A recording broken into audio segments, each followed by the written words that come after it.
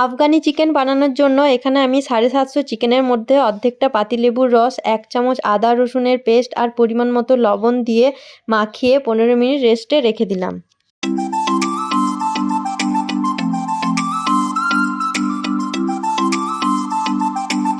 আর এখানে আমি ধনেপাতা, পুদিনা পাতা, একটা ছোট সাইজের পেঁয়াজ, 6 থেকে 7টা কাজু, পরিমাণ মতো লঙ্কা দিয়ে একটা পেস্ট বানিয়ে নিয়েছি।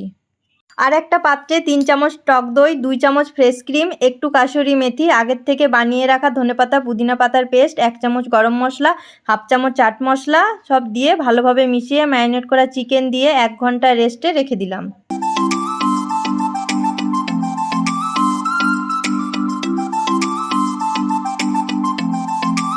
এক ঘন্টা পর 2 চামচ রিফাইন অয়েলে মশলা থেকে তুলে চিকেনগুলো ভেজে আবার ওই মশলার মধ্যে দিয়ে দিলাম।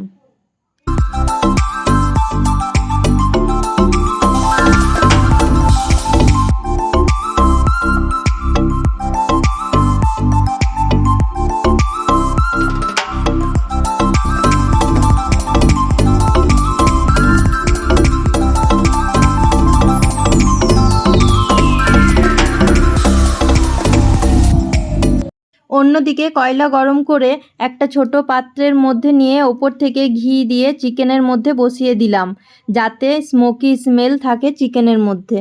এটা ঢাকা দিয়ে 15 মিনিট রাখলেই হবে।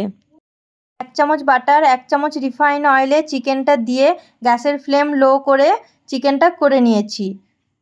চিকেন সেদ্ধ হয়ে এলে 1 চামচ ফ্রেশ ক্রিম, ধনেপাতা, একটু গরম মশলা দিয়ে নামিয়ে নিয়েছি। এইভাবেই তৈরি করে নিয়েছি আফগানি চিকেন।